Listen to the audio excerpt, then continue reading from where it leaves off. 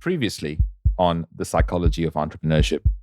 When you're thinking about like, when can you say no too much or get kind of curmudgeonly, I think it's in relationship to someone else and someone else asking for something. There's this part of me that loves the idea of a year of yes, saying yes to everything that comes across my path. People pleasing and caring what others think. And we all deal with it.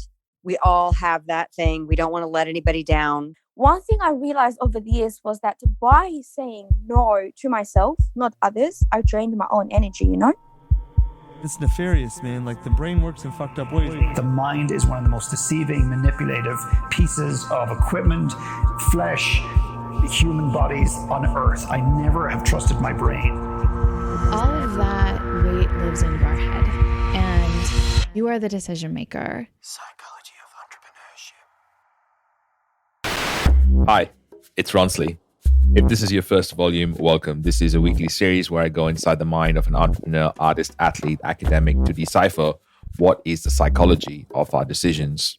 I'm Australian, and I'd like to acknowledge our traditional custodians of country where I live and work. I pay my respects to elders past, present, and emerging, and acknowledge our continuous connection and contribution to land, sea, and community.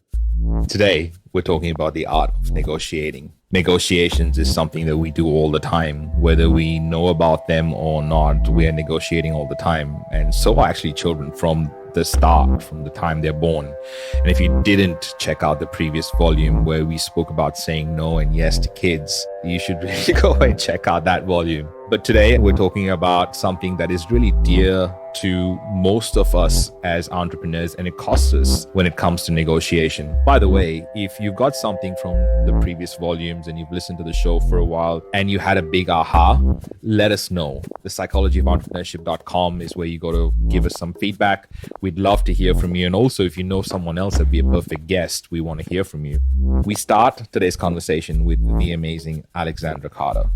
Alexandra Carter is a clinical professor of law and director of the Mediation Clinic at Columbia Law School, where she has spent over a decade helping thousands of people improve their negotiation skills. Coming up in this volume, we have Alexandra pinpoint the exact moment that she was given the opportunity. But before that, she talks about mediation and some tools that will help you solve disputes right now.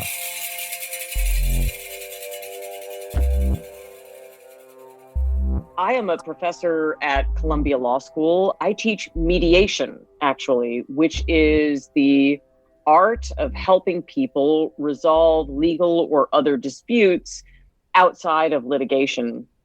And it's interesting because I've been doing that now for more than a decade.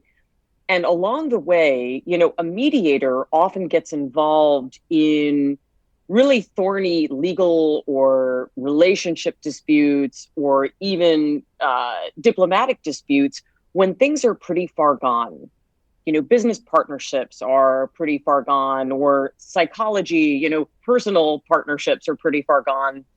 And after working with people to salvage what they could from these really, really challenging situations, I realized that I had a set of tools to bring to bear that I wanted to give people earlier, before they ended up in court and ended up in front of me as a mediator. And so I put what I knew, which is a mediator's take on negotiation. It's all about the power of open questions. I put that into a book, Ask for More, 10 Questions to Negotiate Anything, which came out last year from Simon & Schuster.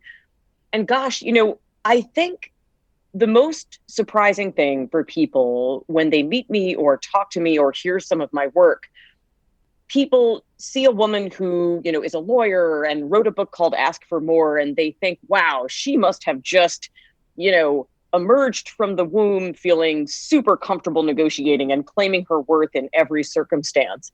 And it's actually not true. As a young professional, I found it much easier to turn my substantial skill set on other people than to apply it on myself. And the journey of using what I knew to further my own goals and to work with myself is part of the journey that led me to write this particular book, a lot of which deals with where negotiation starts, which is talking to yourself. This is a point that we couldn't just brush over. There is a massive underrepresentation that happens around us everywhere. We've covered that underrepresentation in different formats on this show, and if you've listened to those, please let us know what you thought about them. For entrepreneurs, especially, negotiation is very, very important. Even if you're not an entrepreneur, negotiation is for everyone, even you. I wanted to say a few things about women in negotiation.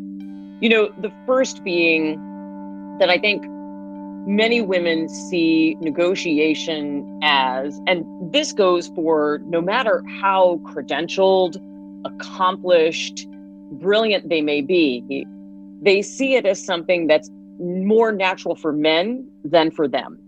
And that's part of the reason for that, I think, is because there's so much in popular media, and there's been so much, frankly, in the popular negotiation literature that really paints it as predominantly a man's domain. First of all, most of the major negotiation or listening books have been written by men. I know that because after I signed a deal with Simon & Schuster, I think part of the reason my book went to auction and so many people bid on it is that they said, you'll be different from the rest of the people in your field who are white, male, and about 20 years older than you are, many of them with an FBI or a hostage negotiation background. And so when you look out to see who is an expert in this field, and you see people who look predominantly one way, and then you look to popular media and you see yet again depictions of people who all look one way.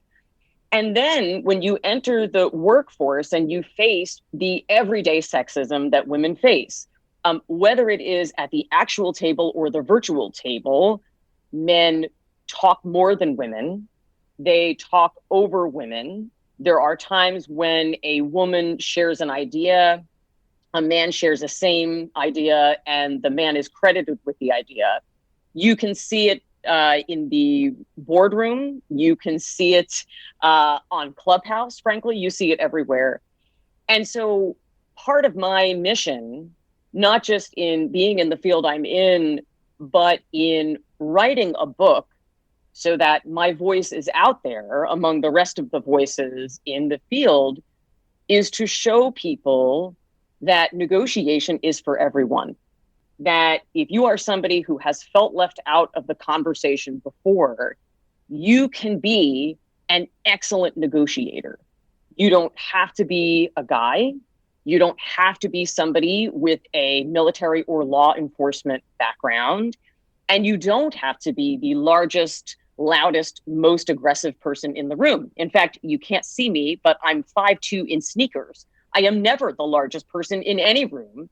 And sometimes they don't even see me coming until I have crawled up inside their brain space and taken a look around. So, there's much more to be said, Ronsley, and I think we could have a really large discussion just on this. But I want to say that whether it's women in negotiation or people of color in negotiation or first generation professionals and negotiation, there are a lot of people who have been underserved or left out of the popular conversation on the topic. And that's my mission, is to widen the lens and make negotiation tools and confidence accessible to anyone. According to the American Foundation for Suicide Prevention, asking open-ended questions encourages someone to speak longer in negotiation.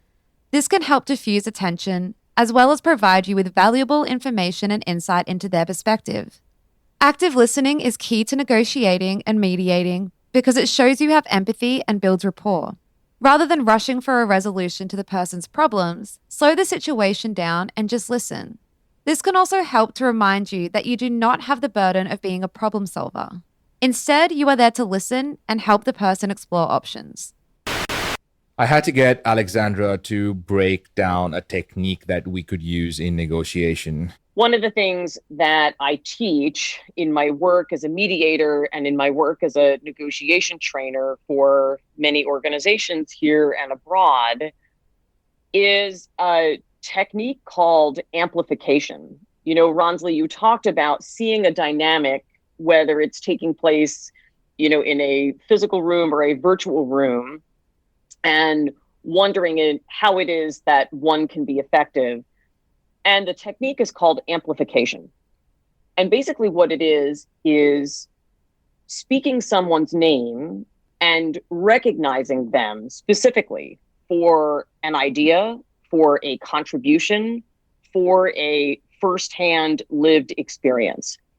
This is a strategy that has been used in a lot of different organizations, private and public sector, to make sure that voices are being elevated that need to be elevated, but also to make sure that the very best ideas are floating to the top, regardless of who has suggested them.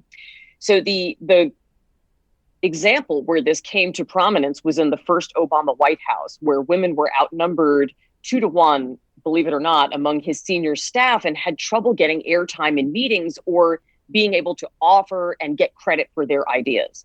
And so what they did was they adopted this strategy called amplification. And here's how it works. Let's say Holly raises her hand at this table and offers an idea.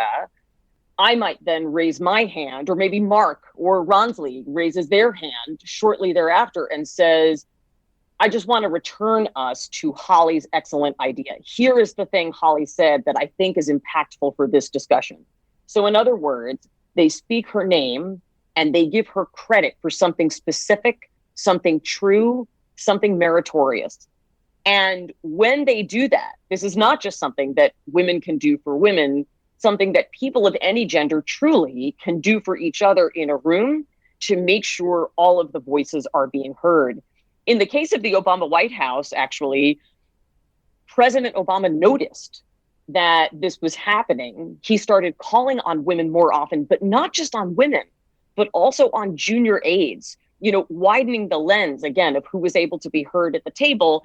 And women actually gained parity with men in senior positions in his second term, in part as a result of this strategy. So I hope this is helpful to anyone who's listening.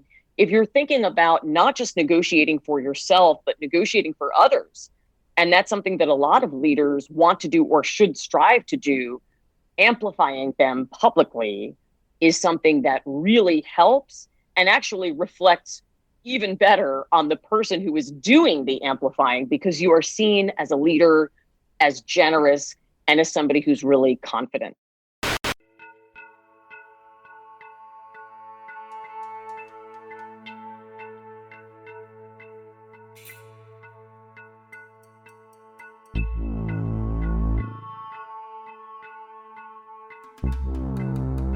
Psychology of Entrepreneurship.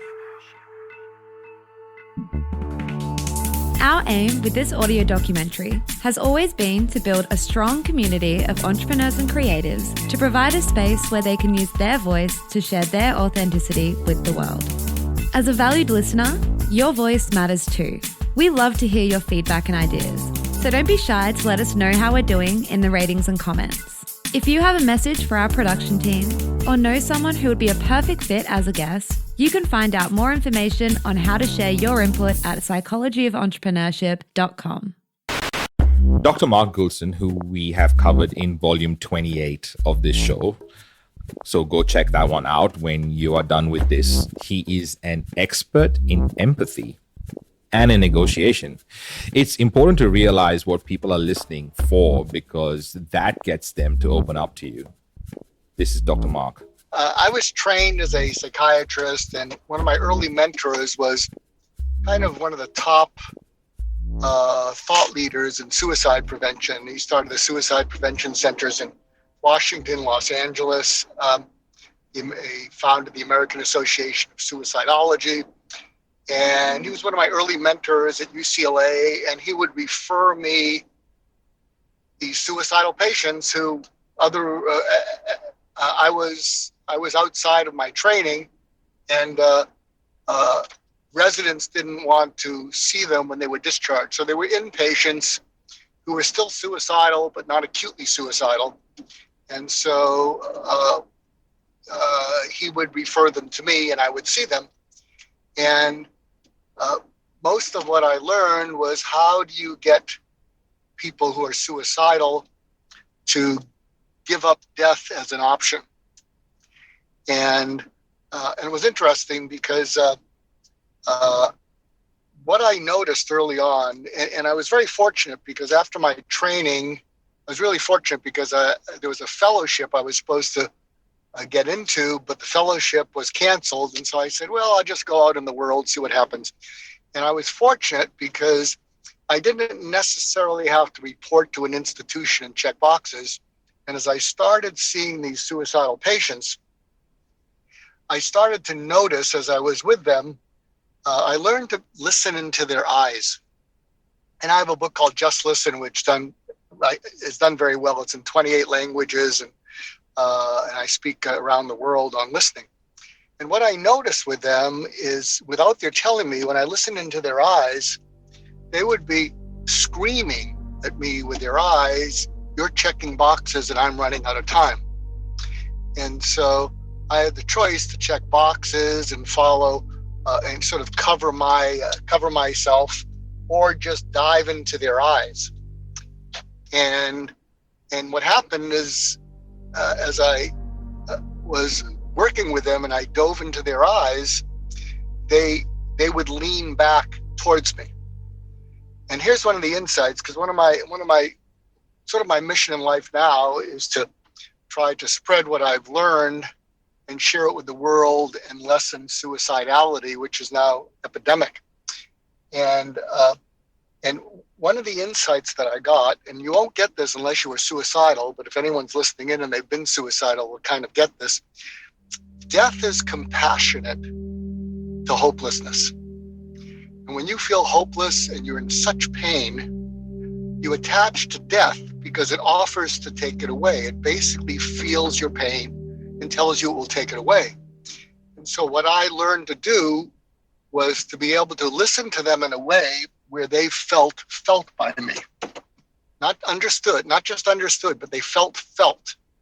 And when they felt, they began to cry. So I have this book out called Why Cope When You Can Heal.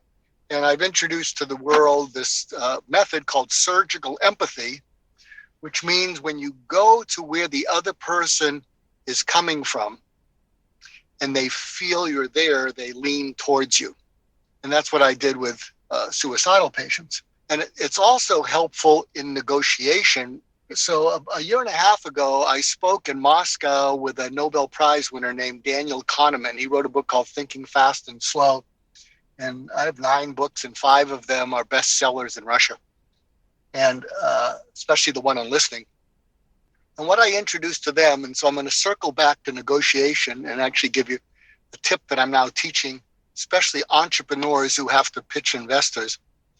My presentation in Moscow was called Change Everything You Know About Communication.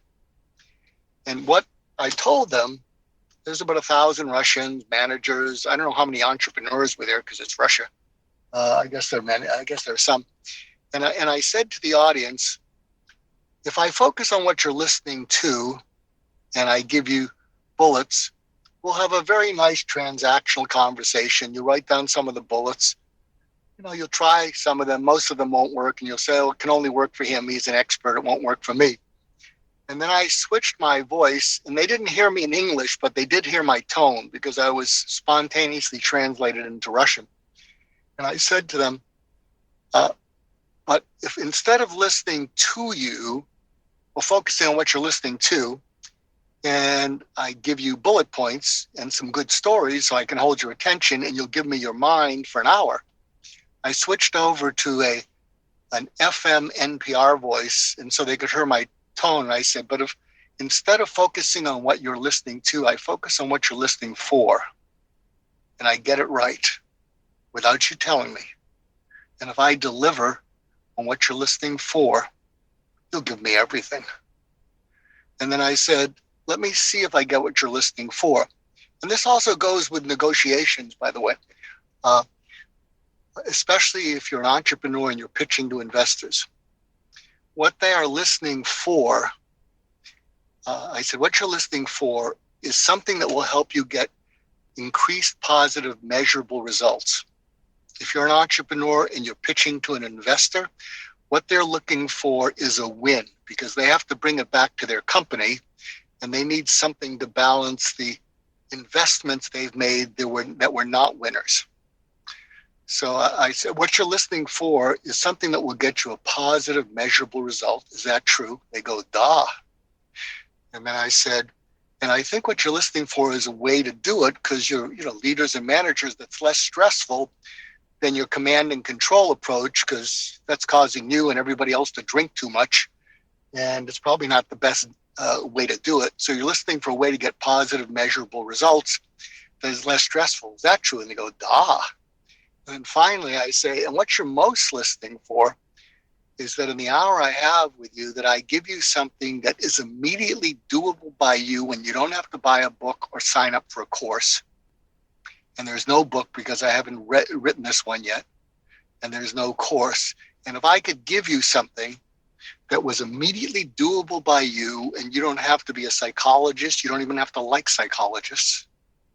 If I gave that to you and it got you positive measurable results and it was less stressful, then it would be worth the more than $500 you paid for today in giving up a day of your time. Is that true? And they got excited. They say, oh, da. And I said, sit down. Okay, I got a presentation to give. But the point is, and what I try to do in teaching negotiation is always realize that whoever you're with is listening for something. And if you can just have a mindset of being curious and you get them to open up what they're listening for, and then you get to drill down, they'll open up more to you. The Skills Plus project provides a quote from John F. Kennedy that states, "We cannot negotiate with people who say what's mine is mine and what's yours is negotiable." These words ring true in any negotiation. You cannot have the mindset that you'll get whatever you want. The site goes on to say, a successful or win-win negotiation leads to a solution that is acceptable for both parties and leaves both parties feeling that they've won in some way after the event. This helps people keep good working relationships afterwards. So, if you want to keep your relationship strong and keep from burning any bridges, you must know how to negotiate with the proper mindset and preparation.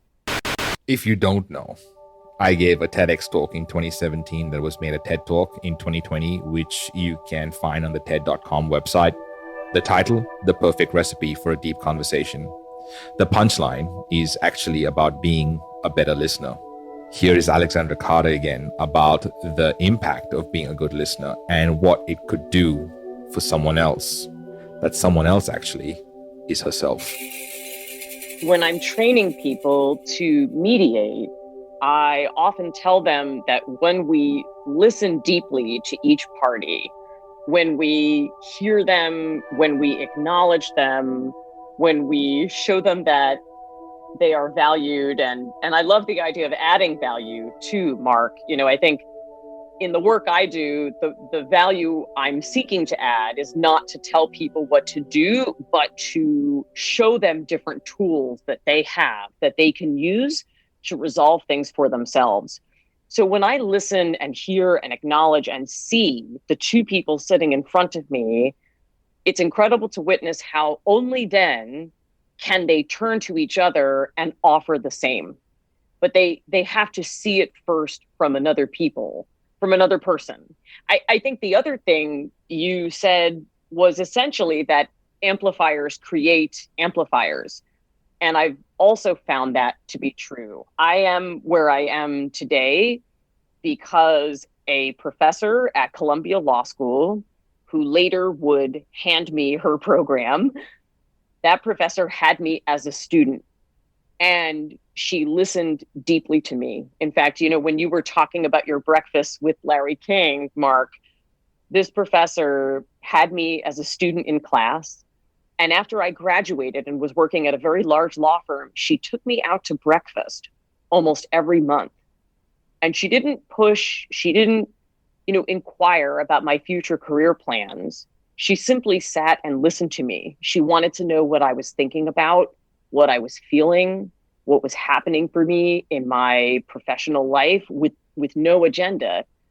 And it was in the course of being so deeply listened to and acknowledged by this person that I came to think about, how could I possibly do this for a living? And several years into that, Mark, she invited me out to the same breakfast place in New York and said, have you ever thought about becoming a professor yourself?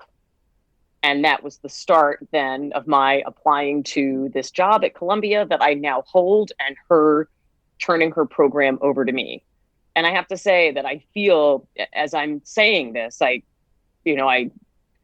can feel the emotion rising in me. I feel such a debt of gratitude to that professor, Carol Liebman, and the other people who poured into me, who saw me for what I was and saw my talents and heard and acknowledged me, that it's my mission in life to pay that forward to my students and my parties in mediation and all of the people that I train as I go out as a negotiation trainer. And what I teach is very much a mediator's take on negotiation. And I love it because my hope is that many more people are going to get to experience some of that magic, Mark, that you're describing, that they're going to feel heard and acknowledged, and they're going to go and be able to do that for someone else. Psychology of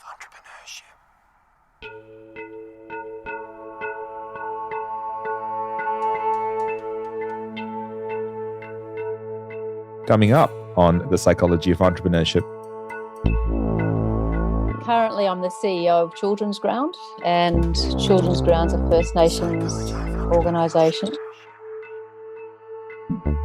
We have systems of injustice that impact people globally, and that injustice, often we focus on the people who are experiencing the injustice rather than the system that is creating it. We have in this country the oldest living knowledge systems in the world. First Nations, lots of First Nations people say we still have a stolen generation.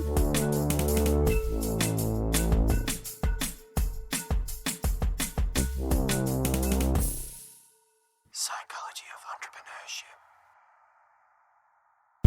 That conversation has been a little slice of heaven. So we're going to do more of those. And if you're interested to hear them live and join us live, and we would love to hear your voice in whatever capacity it allows us to, please follow the Psychology of Entrepreneurship Club on Clubhouse, and also follow me at Ronsley.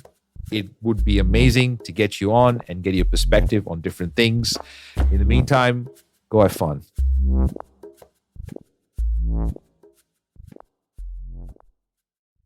Psychology of Entrepreneurship. This is a Must Amplify production. Special thanks to every guest expert that has appeared on the show. Editing, voiceovers, and sound design by Kaylee Bonnyman and Tiago Vega. Guest research by Jenna Elliott. Content by Corinne Castles. Project managed by the legend that is Kaylee Bonnyman. Produced and hosted by me, Ronsley Vaz. For more episodes and where to listen, go to mustamplify.com/POE.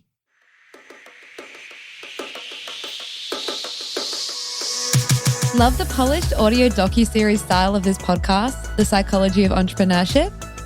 At We Are Podcast, you can learn how to create a similar style for your own show. This revolutionary virtual event assembles podcasters, entrepreneurs, and marketers in one spot, so you're able to learn from the masters. Head straight to wearepodcast.com to reserve your spot at our next event.